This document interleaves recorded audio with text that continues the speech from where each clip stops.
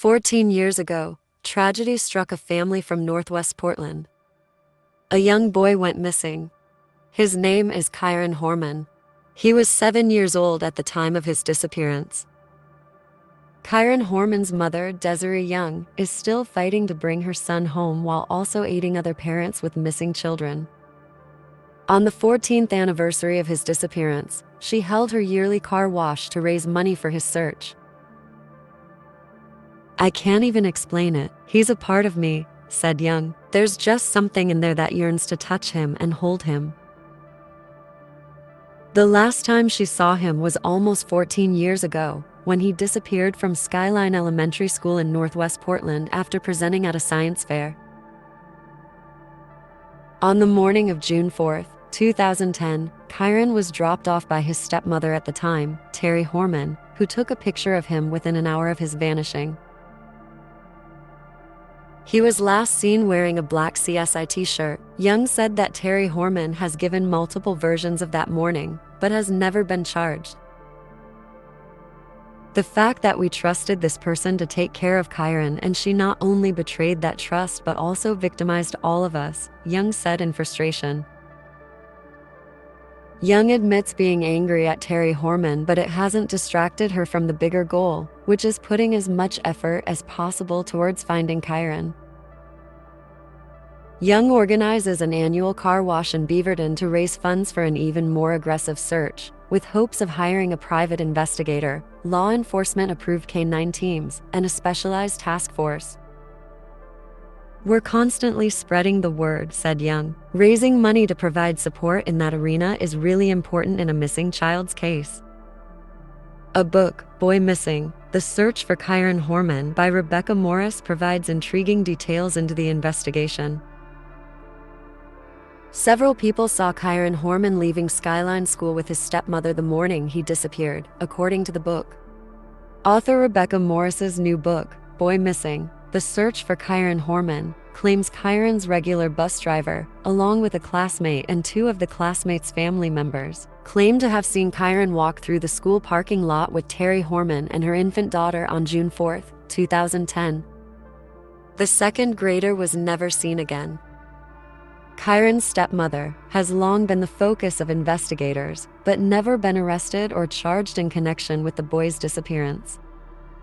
The book by Morris, a New York Times best-selling author, was released almost exactly 10 years after Kyron's disappearance. Morris relied heavily on extensive interviews and notes provided by Kyron's biological mother, Desiree Young, and other people close to the case.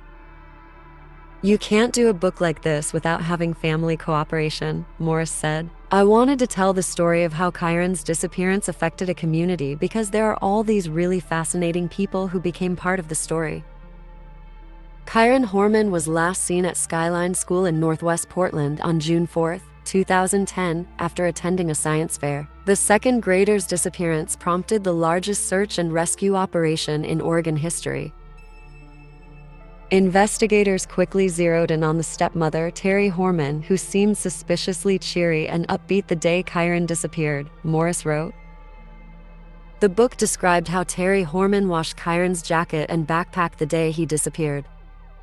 Additionally, Morris explained, detectives outfitted Kane Horman, Kyron's father, with a wire to record conversations inside the family home, where relatives, including Terry Horman, had gathered. Morris also said police placed a tracking device on the family's truck. The book also details the alleged circumstantial evidence surrounding Terry Horman, including claims she had emailed a friend the day before Kyron disappeared, saying she planned to leave Kane and her marriage the next day and take her infant daughter with her. The book recounted the stepmother's movements on the day he disappeared, including buying cold medicine and other grocery items at Fred Meyer stores. The author claimed items purchased that day, including a bottle of Motrin, were never found. Terry Horman struggled to explain her whereabouts during a portion of the day on June 4, 2010, according to the author. The book also raised questions about an unexplained injury on Terry Horman's leg, a good-sized gash below the knee. Horman said she dropped a weight on her leg at the gym. A landscaper who worked for the Horman family at their rural Northwest Portland home told authorities that the missing boy's stepmom offered to pay him to unalive her husband. The landscaper told authorities that Terry Horman approached him with the murder-for-hire plot 6 to 7 months before Kyron disappeared. She reportedly offered the landscaper, who advertises his expertise in lawn care, a large sum of money to carry out the scheme. Then, on June 30th, 2010, just 2 or 3 weeks after his disappearance, a call to 911 from the home of Kyron Horman's father and stepmother has been added to the police investigation of the 7-year-old boy's disappearance. Sheriff's officials would confirm only that someone had called 911 from Kane and Terry Horman's home late that Saturday, the same day that Kane Horman reportedly moved out, taking the couple's young daughter with him. The reason for the call has not been released, and police said the call is now part of their case into Kyron's disappearance. 2 days later, Kane Horman filed for divorce and a restraining order against Terry Horman, the last person known to have seen Kyron alive.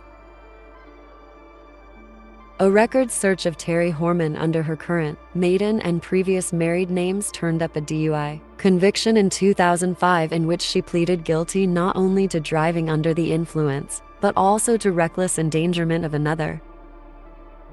Oregon State Police Lieutenant Greg Hastings said that the endangerment charge stemmed from the fact that her biological son, who was 11 at the time, was in the vehicle when she was stopped. A spokeswoman for the court in Marion County, Oregon, said Terry Horman was sentenced to 12 months probation, a 90-day suspension of her driver's license, and she had to attend alcohol counseling programs and attend a victim impact statement. In addition, she racked up 9 traffic infractions, including several for speeding and 1 for driving with an expired license, between 1988 and 2004. But to file the type of emergency restraining order that he did, Kane Horman would have had to make the case that his wife posed an immediate threat to him or their 18-month-old daughter, according to former FBI Special Agent Brad Garrett.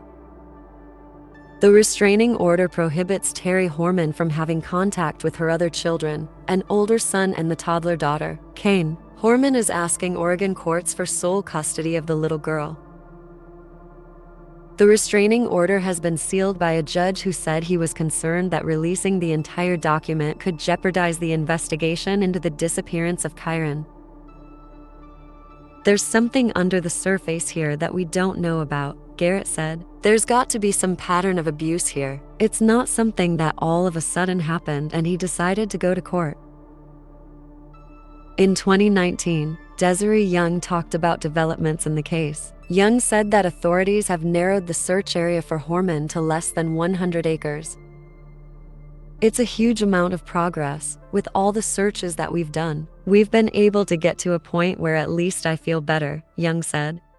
"I don't look at all those rolling hills and think, we're looking as far as the eye can see. We're not. We're looking in key areas and we've narrowed it down." Young said she couldn't reveal where the search was centralized. "I can't say that. Law enforcement would get very angry at me," she said.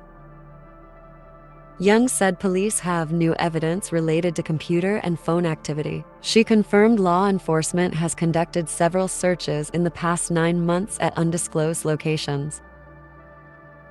"We've got new technology," Young said. "Things are changing all the time." To this day, no further updates have been made, and the fate of Kyron Horman remains a mystery.